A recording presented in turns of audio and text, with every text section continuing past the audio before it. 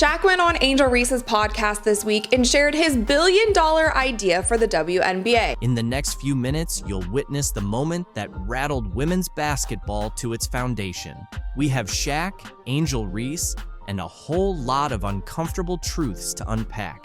Bro, a pretty girl dunking on the rim, I'm watching that all the time. You laughing.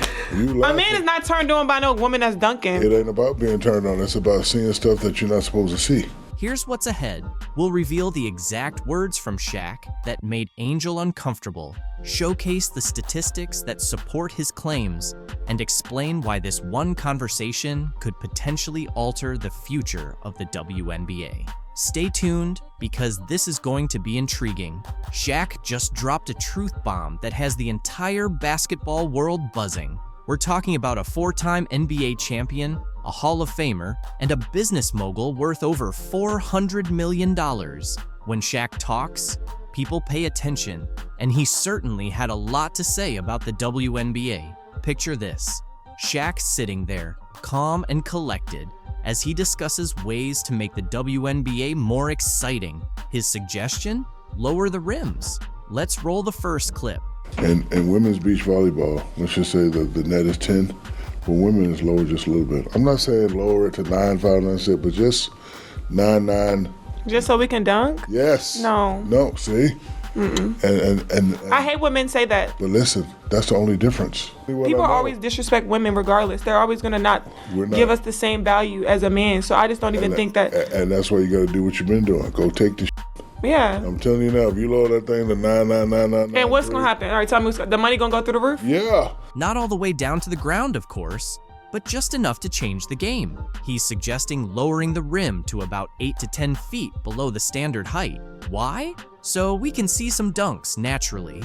You might think that doesn't sound too bad, but here's where it gets interesting. Sitting right across from Shaq, Angel Reese isn't on board with that idea. She fires back, making some compelling points about respecting women's basketball. I feel like it still wouldn't be good enough. It's never good enough for a man. People always disrespect women regardless. They're always going to not give us the same value as a man. So I just don't even think that. She then addressed the issue of people not tuning in to watch the game. Yeah. I'm telling you now, if you lower that thing to 9. And what's going to happen? All right, tell me, the money going to go through the roof? Yeah. We don't even have the people don't even watch the game. You can feel the tension rising as Angel contends that lowering the rim is outright disrespectful to female players. But Shaq wasn't finished. He delivered a real knockout punch. We don't even have the people don't even watch the game. Because I don't want to use the B word. Unless it's certain people playing. It's like you're watching like a high school game. He looked Angel in the eye and compared the WNBA to high school basketball. Yes, you heard that correctly. Shaq stated, and I quote, "It's like you're watching a high school game."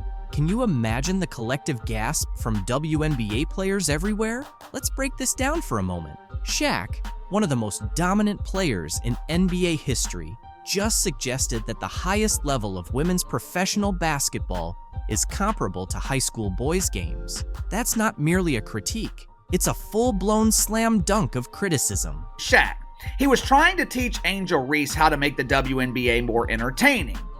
So people might actually watch the product. And Shaq is qualified to do so. During his NBA career, the dude was a brilliant marketer. He knew how to be entertaining while also being dominant on the court. There was a reason that every member of the media was waiting by Shaq's locker after games. They knew he would deliver the best sound bites. They knew he would give the most entertaining interview. You might be curious about how this will unfold. On one side, there are people agreeing with Shaq, believing he's just voicing what many have been thinking. They argue that if the WNBA wants to attract more viewers and generate more excitement, then something needs to change.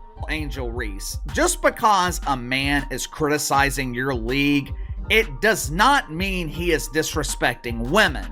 This is the entitlement I always talk about. Angel Reese and her colleagues in the WNBA, they have this false sense of entitlement that makes them believe that they are above being criticized. Anytime they are criticized, they want to play the victim. Men don't respect women. Oh yeah?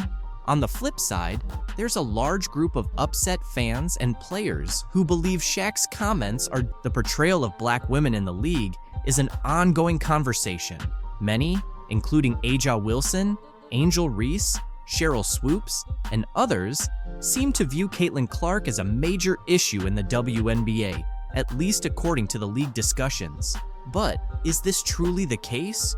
Or could it be more about rivalry and resentment? Some recent developments might make us rethink the situation. Last week, Aja Wilson brought up the topic of white privilege while speaking with Kelsey Plum. Now, Wilson and Angel Reese are both featured on the cover of the Wall Street Journal's magazine. Yet surprisingly, there's no mention of Caitlin Clark. In 2024, with all that's happening, isn't it worth exploring this from Caitlin Clark's perspective too? Imagine this. Even if you're the first rookie since 2008 to make the WNBA's first team, break over 50 records in one season, and win Rookie of the Year, you're still not acknowledged in one of the league's largest media spreads to date. This seems puzzling, especially if Clark's success is arguably central to the article's theme. The situation is further complicated by online tensions. Caitlin Clark is often cast in a negative light, made to seem difficult and unlikable, even while dealing with online harassment from an account managed by Aja Wilson's friend.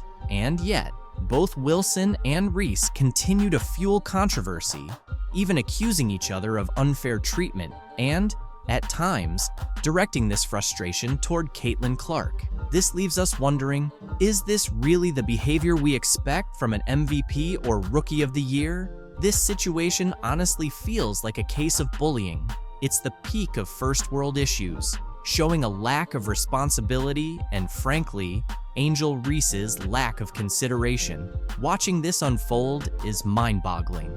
You're right, it's easy to see how she comes across if you have even a bit of self-awareness. Honestly, if I were another WNBA player without Caitlin Clark's visibility, she wouldn't be my concern. She isn't the problem here. More people are starting to catch on. Caitlin Clark was never the issue. Her critics were the ones using her name for attention whenever things didn't go their way. Those same athletes, analysts, and experts quickly make noise when they feel slighted, then claim Caitlin Clark is the root of it all. But here's the truth. The issue might actually be Angel and Aja, not Caitlin. It's worth asking, who's really harming the league's reputation? Angel Reese or Caitlin Clark?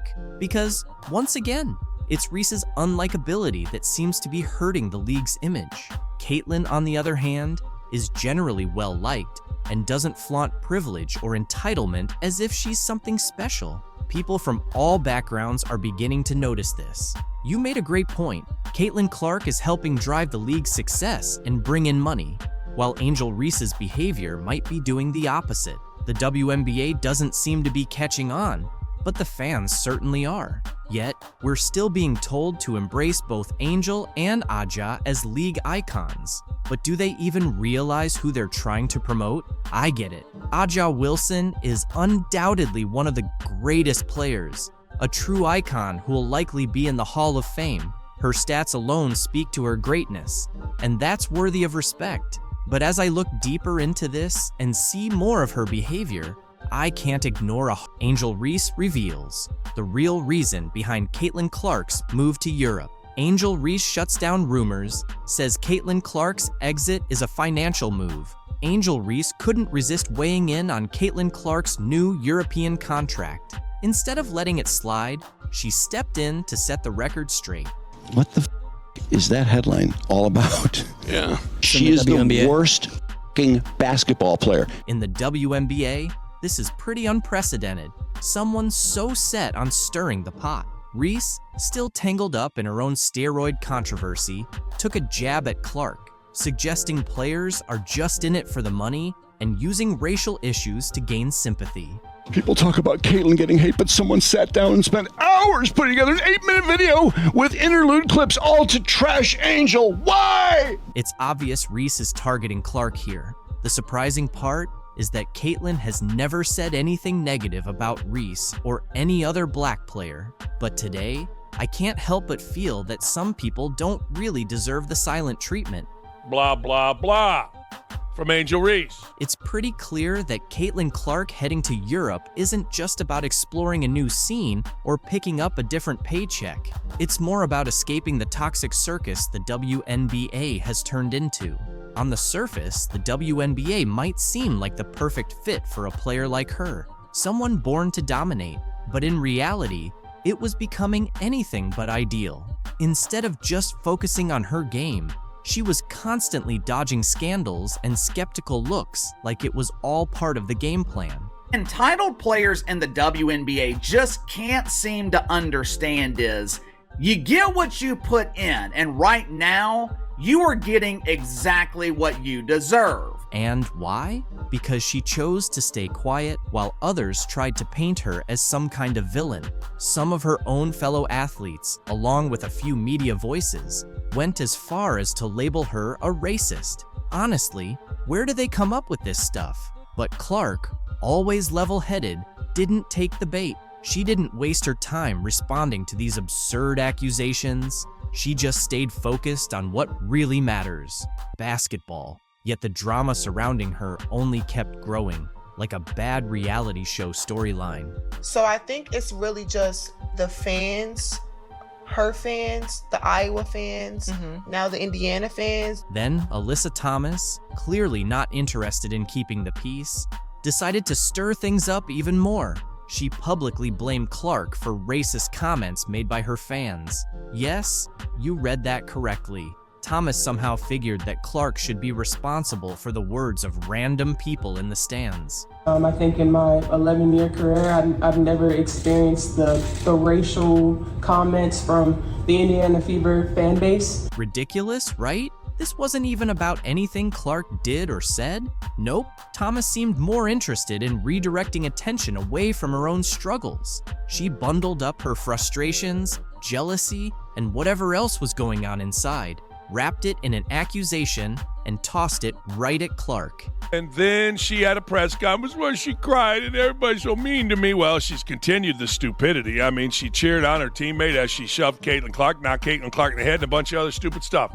The thing is, Caitlin didn't have to do anything wrong to end up as a target. The love she was getting from fans, her name popping up in every highlight reel and headline, that alone was enough to spark jealousy in the WNBA.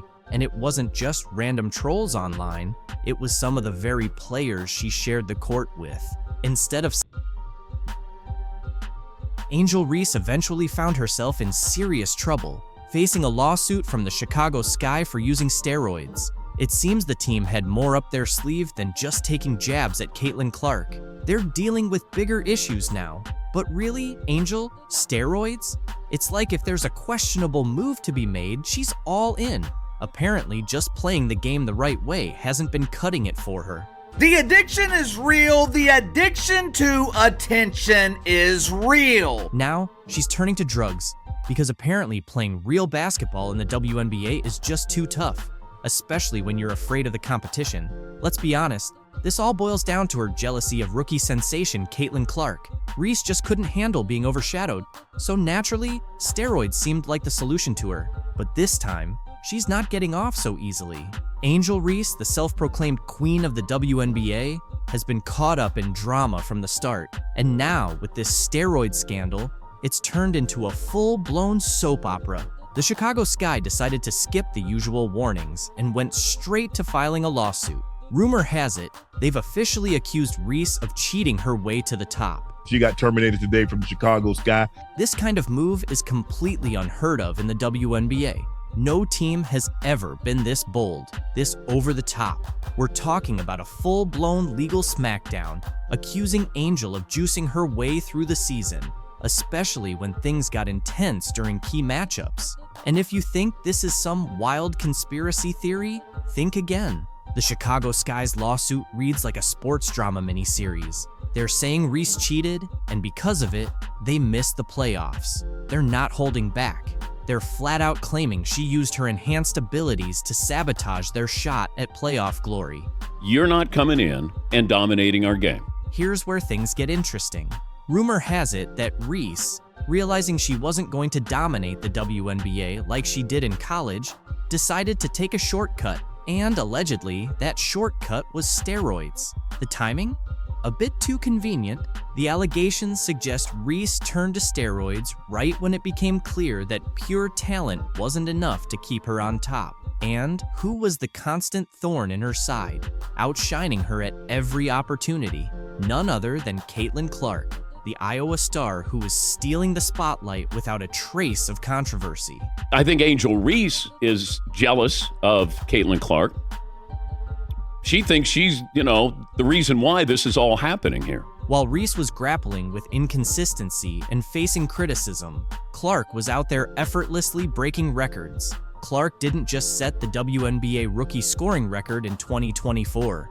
She obliterated it, finishing the season with 761 points. No drama, no scandals, just solid hard work and talent.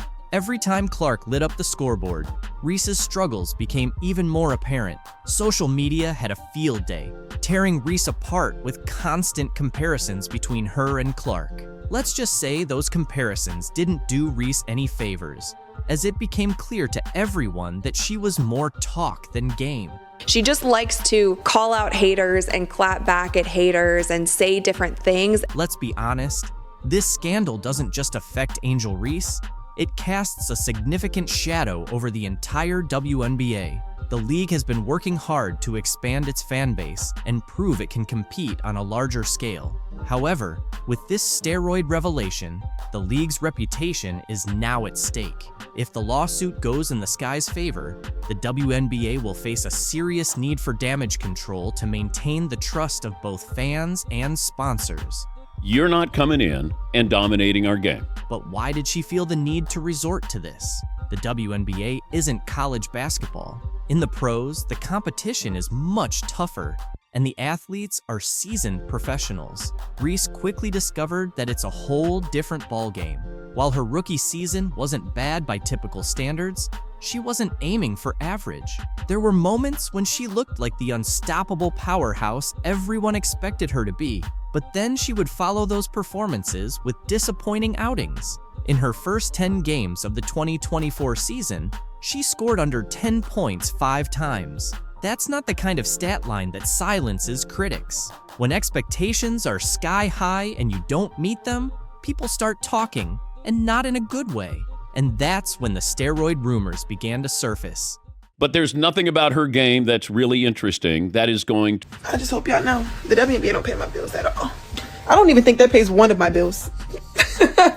So I don't know if she's complaining or just stating. Angel Reese faced heavy criticism from experts after her recent complaints about her WNBA salary not being enough to cover her rent. Apparently, she's struggling on her $73,000 salary, claiming it doesn't stretch far enough to pay for her extravagant $8,000 monthly rent, as if she's living paycheck to paycheck. I am sympathetic to that, but yeah, sports needs villains. I don't have a problem with it. She makes the WNBA more interesting.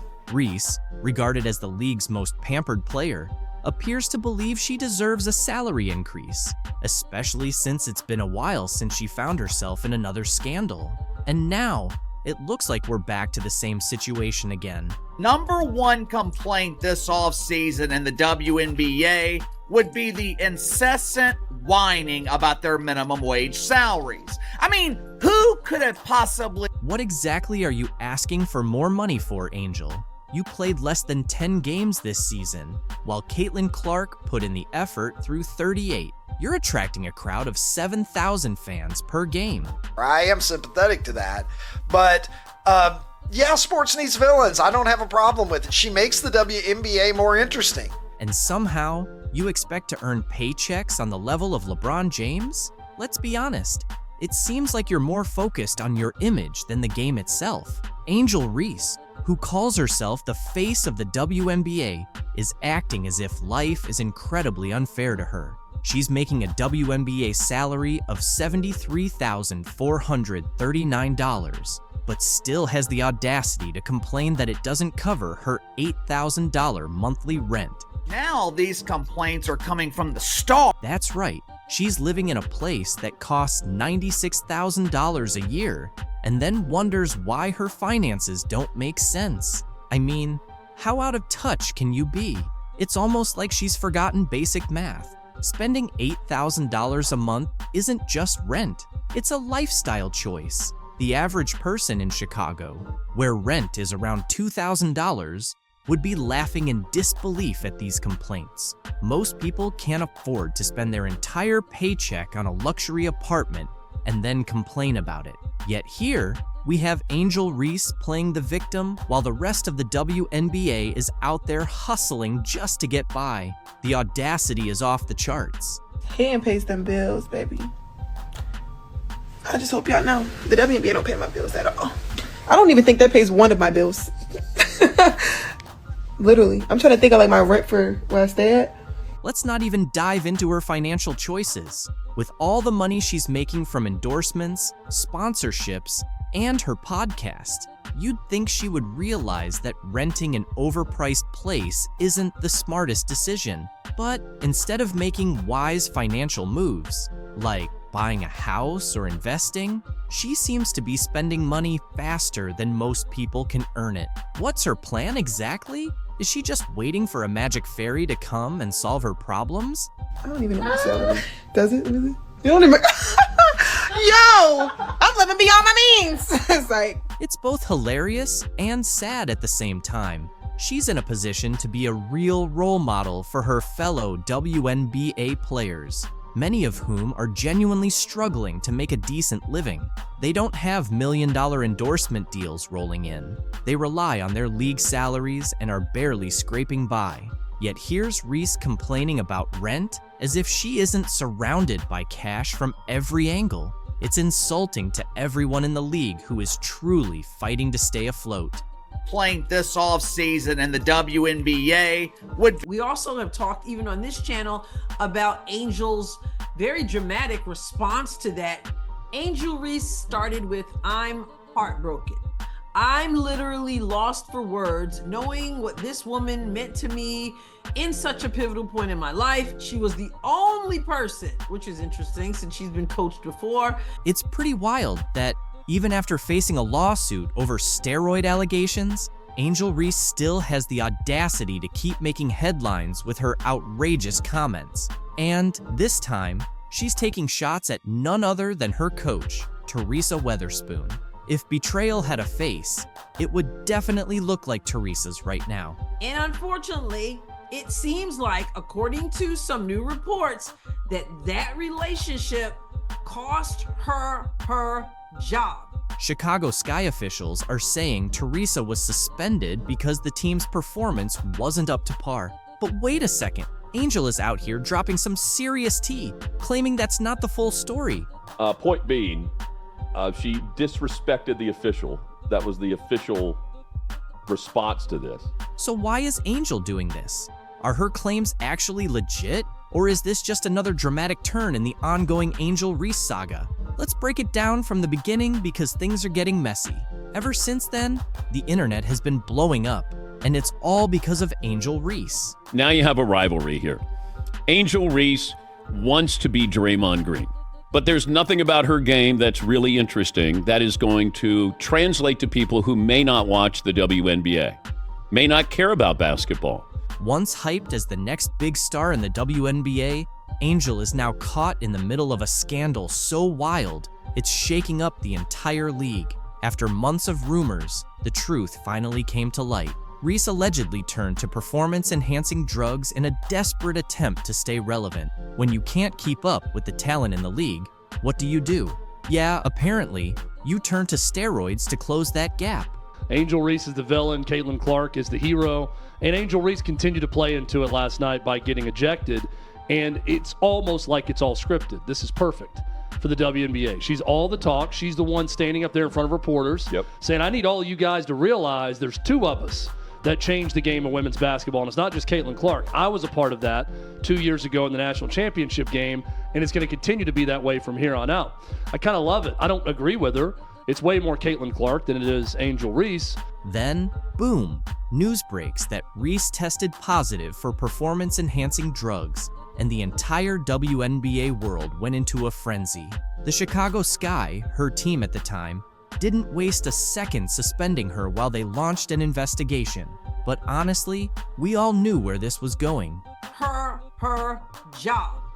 And I don't doubt it, because anybody who's watching could see that what was going on with Chicago and with Angel Reese and the double-double streak and all that stuff wasn't good for Angel, wasn't good for the rest of the team, wasn't good for the whole organization. The moment those test results came back, Reese's career nosedived faster than her fourth quarter shooting percentage. Her public image was already hanging by a thread, but this, it completely shattered it. The Sky cut her loose, and fans, the league, everyone were left stunned, picking their jaws up off the floor. WNBA has been around a couple of decades, and people didn't notice the game. They're noticing it now. Well, that's because of Caitlin Clark, not Angel Reese. The drugs Reese allegedly used weren't your everyday vitamins. Nope, she supposedly went for EPO, or erythropoietin, a powerful performance enhancer that boosts stamina and endurance by increasing red blood cell production. It's the kind of stuff cyclists and marathon runners use to push their bodies to superhuman levels. On top of that, she reportedly dabbled in anabolic steroids, which help build muscle faster than you can say bad decision. Both of these substances are strictly banned under WADA regulations, and the WNBA, they don't mess around with this kind of thing. Athletes caught using these banned substances usually face a harsh reality: suspensions, public humiliation, and a huge question mark. Now you have a rivalry here.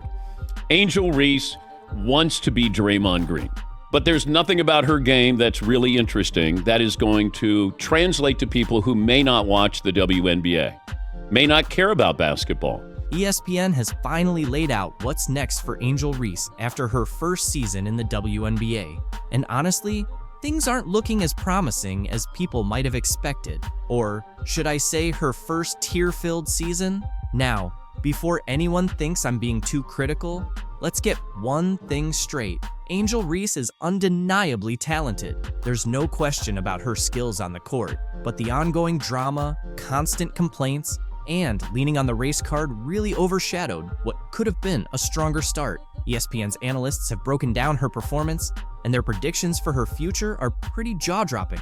It may not have shocked me, but for those who haven't been paying close attention, it might be eye-opening. Now, let's not pretend Reese completely bombed her first season, because she didn't. She averaged 11.5 points and 9.2 rebounds per game, which sounds decent at first glance. But here's the thing, those stats don't tell the full story. Sure, she was putting up numbers, but there's a difference between just padding stats and actually making a real impact on the game. Honestly, I think the biggest thing she should focus on is just finishing around the rim. That is something where maybe her rebounds will be halved. However, she will still make such an impact around the rim if she can. The real concern with Reese is her shooting. You know, that whole putting the ball in the hoop part of basketball wasn't exactly her strong suit. She shot 39% from the field, which, for someone who plays close to the basket most of the time, is pretty disappointing, especially when you've got someone like Caitlin Clark casually hitting shots from miles away with better efficiency. Reese, on the other hand, was missing key shots. At least she had the chance to grab her own rebounds though, because nothing quite says oops like missing your own shot and then immediately collecting it again, right? Angel Reese shot 39% from the field, and she took 90% of her shots from inside 8 feet. Speaking of rebounds, let's be clear, Reese can rebound. She led all rookies with 9.2 per game, which sounds impressive until you realize a good chunk of those were off her own missed shots. It's like she was playing fetch with herself. Sure, she's doing something, but is it really making a difference for her team? Critics were quick to highlight that while her double-doubles looked great on paper, they didn't seem to have much of an impact on the game. More like padding her stats thanks to those missed shots. But hey, who's keeping track? Oh, right, ESPN. The back with 20 rebounds, looking, pursuing. Once again, Reese with the tip, another chance. Reese And wow, did the analysts have a field day with the whole self-rebounding situation? It turned into this funny basketball meme. Angel Reese, queen of padding her own stats by cleaning up her own misses. Fans were hyping up her double-doubles, but the experts? They were raising eyebrows and asking, wait, how many of those rebounds were from her own missed shots? It's one of those things that sounds impressive until you take a closer look and see the mess beneath the surface. Meanwhile, Caitlin Clark is out there casually racking up triple-doubles with so much efficiency, and in comparison, Reese's numbers start to feel a little empty. Her double-doubles weren't leading the team to victory, and they weren't winning the big games. When the pressure was really on and she needed to step up, she didn't. She struggled in those high-stakes moments, giving critics even more reason to question her future. Yeah, the reason why we watching women's basketball is not just because of one person, it's because of me too, and I want y'all to realize that. Another issue is her ratings and attendance. Angel Reese, always so confident both on and off the court, didn't just step into the WNBA, she strutted in, practically shouting that she was the reason people were watching. But reality had other ideas, and the numbers? Well, they paint a very different picture. When Reese was sidelined with a wrist injury, something unexpected happened. Attendance actually went up. Yep, you read that right. Fans were showing up in larger numbers while Reese was sitting on the bench, which, let's be honest, doesn't exactly scream, people are here for me, now does it? WNBA has been around a couple of decades, and people didn't notice the game. Caitlin Clark presented in Europe after record-breaking WNBA season. From the sounds of this interview, it seems like she's probably going to make more money overseas in EuroLeague than she did during this WNBA season. The commissioner told her that she could make $700,000 playing in the WNBA. The EuroLeague just made it official. Caitlin Clark is heading overseas, and now the WNBA is buzzing over the contract details. It's clear that while Clark is about to make waves in Europe, Kathy Engelbert and the WNBA execs are probably sweating it out. Without Clark, they're likely heading back to that familiar spot of irrelevance they were stuck in before she came along and gave people a reason to tune in. Let's be honest, most are only watching because of Caitlin Clark, and once she's gone, it's hard to see anyone sticking around for those average teams. Now, I feel like there could be a team overseas who would love to snatch Caitlin Clark away from us and give her a crazy offer. I mean, Ice Cube was about to give her $5 million to play in less than 10 games in the Big Three. So the money is there, and if these owners are smart with it, I could definitely see more WNBA players going overseas. The WNBA pretty much shot themselves in the foot with a series of bad decisions and some race-baiting drama that cost them their star player. They lost their golden opportunity. But let's not dwell on their mistakes. Caitlin Clark's new adventure is where the real excitement lies now. Going overseas and possibly not returning. I totally understand that some of you hardcore Caitlin Clark fans in America might be feeling a little down about her moving to Europe. But let's face it, you want her to be happy, right? That's why you're staying quiet about it, deep down. As long as Clark is doing well, you're okay with it. And don't worry, Clark cares about you just as much. In fact, I have a little surprise from her that's going to make you really happy. So stick around for that. For now, let's dive into what's really happening with this EuroLeague deal. Unfair what the players are paid. So, the big boss of EuroLeague women has finally put all the speculation to rest. Caitlin Clark is officially getting ready to head to Europe. And no, this isn't just a temporary gig while the WNBA takes a short break. This is a major move. We're talking about EuroLeague Women, which is technically the top competition for women's basketball in Europe. Yet somehow, it still doesn't get the recognition it deserves. It's like this hidden gem in the basketball world, and people are still overlooking it. If you look at his rookie salary, which was around $55 million for 4 years, and then you look at Caitlin Clark's $300 and I think it was $38,000 salary that she signed for 4 years, that is about the same amount more. It's around 162 times more that Victor made. For those who may not be aware, EuroLeague Women is managed by FIBA Europe, and believe me, it's where some of the most intense basketball takes place. This isn't just a casual summer league. The EuroLeague runs from October to April. That's ideal for Clark to keep her basketball skills sharp throughout the year. She's really positioning herself to excel on both sides of the Atlantic. It's like she's playing chess while everyone else is still figuring out checkers. They always sold out. Unbelievable. So Atlanta would normally have 3,000, 4,000 people. Now they have 17,000 people, and they sold 1,000 standing room only tickets. So when we walked into the arena, people were on that third balcony looking down at the tops of our players' heads to watch. I mean, it's really hard to take in. And here's something interesting. EuroLeague Women has been around since 1958. That's right, longer than most of us have been alive. It's like the original league for women's basketball, even getting a rebranding in the 90s. Yet, for some reason, it hasn't achieved the same commercial success as the WNBA. But don't be fooled. This league is serious business. It has stood the test of time for a reason and is... Caitlin Clark recently shared some footage of her training in Europe, and it's everything we've been looking for. This serves as the ultimate evidence of how a truly respectable league treats its star players. No matter how the cachet of the WNBA elevates, remember, it could have been even better. You messed it up. You messed it up. You can truly see the joy on Clark's face. She looks free, incredibly happy, and completely unbothered. Those days of putting up with cheap shots, dirty hits, and all that nonsense are behind her. There's no one poking her in the eye or hip-checking her into the stands. So now give me the reasons why. She's gone.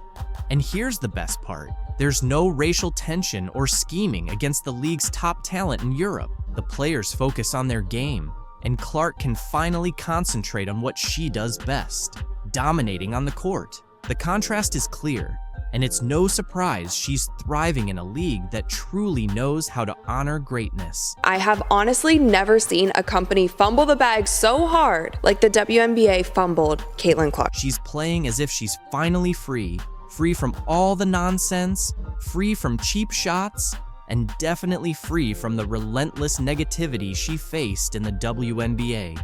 It feels like a completely new Caitlin Clark, and she's clearly enjoying every moment. She's smiling, sinking threes like they're layups, and making no-look passes as if it's just another day in the park. I think it's a good number. Threes were a little bit, I wouldn't say lower. I'll still take 63, but I want to be more so around 70 if I can. Yeah. 81 mid-range is really, really good. There's no fear, no hesitation, and no worrying about getting smacked in the face or having someone try to take her out. In Europe, they truly appreciate talent. They love and celebrate her.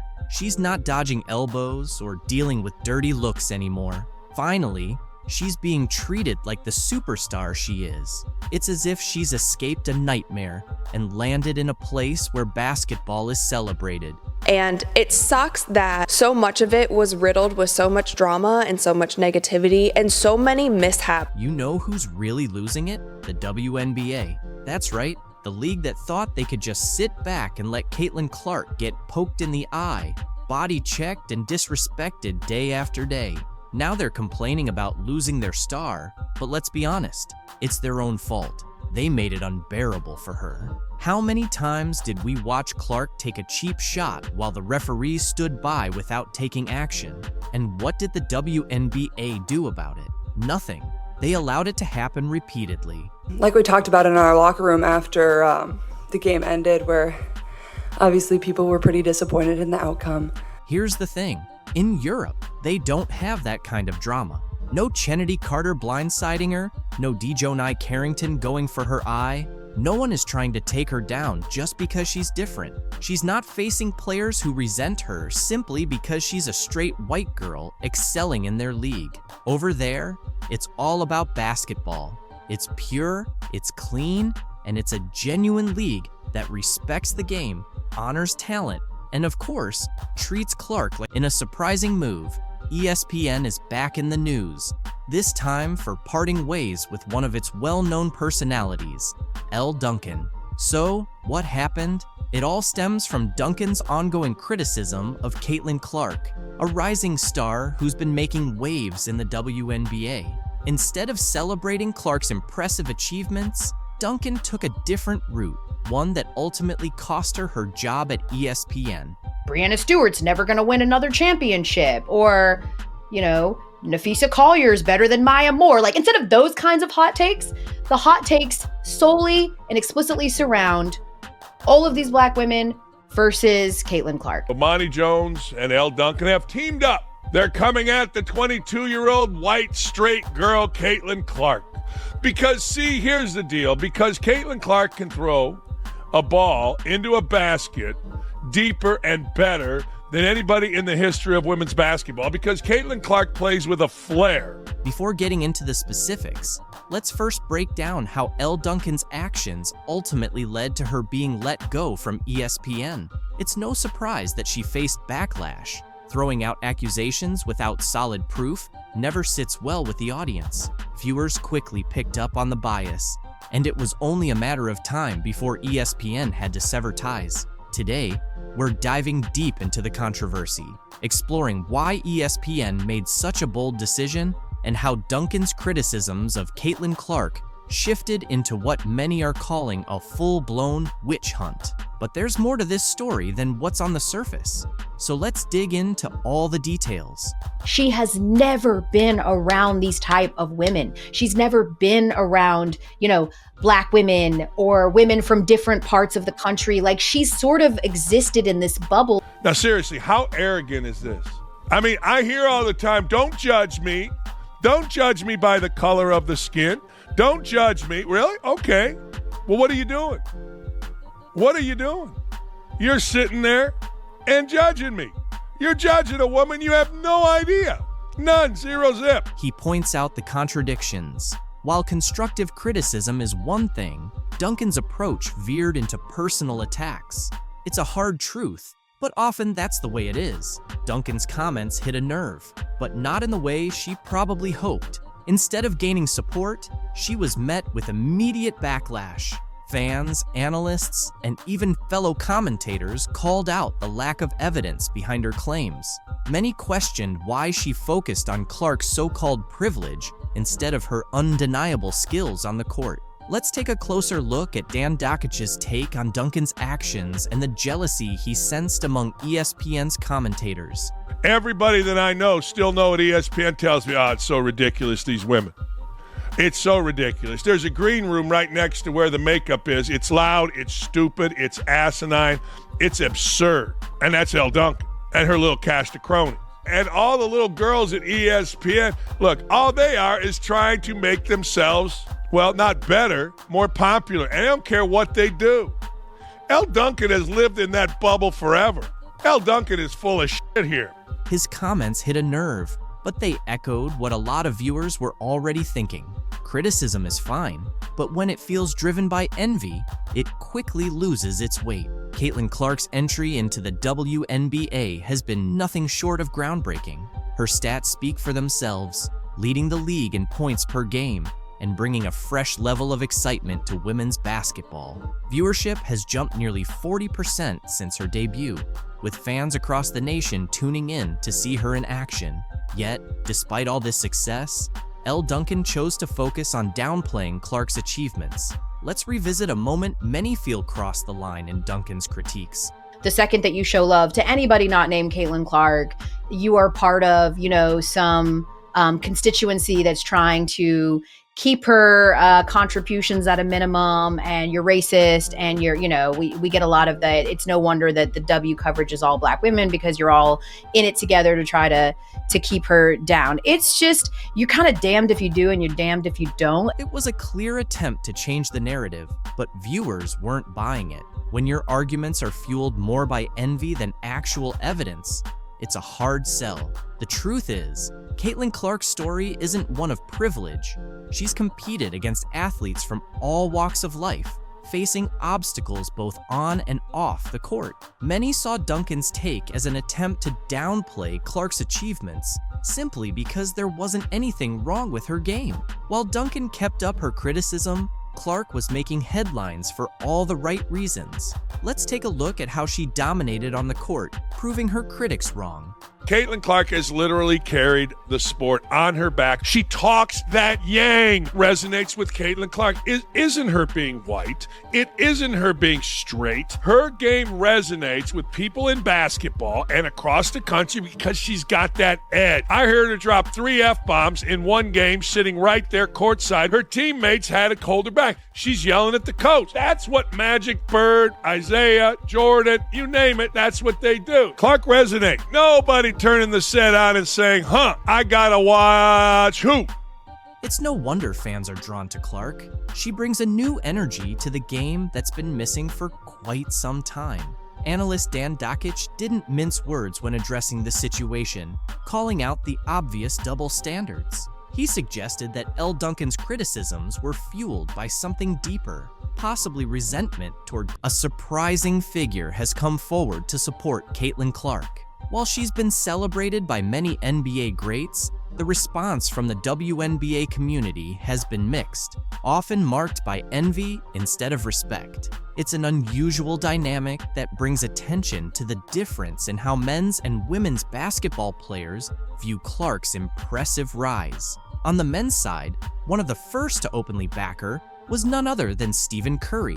You can't help but watch when she plays, where she's shooting from, the range, the confidence, the flair, like she's a performer. Curry, whose long-range shooting has transformed the NBA, sees a lot of his own style in Clark's game.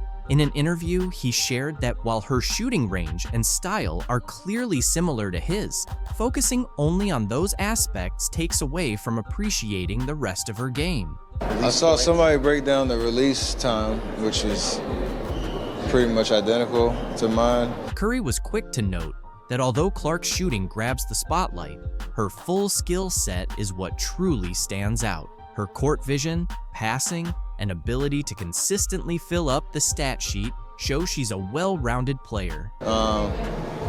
It's crazy though, just because her shot it's like that, it's at that level.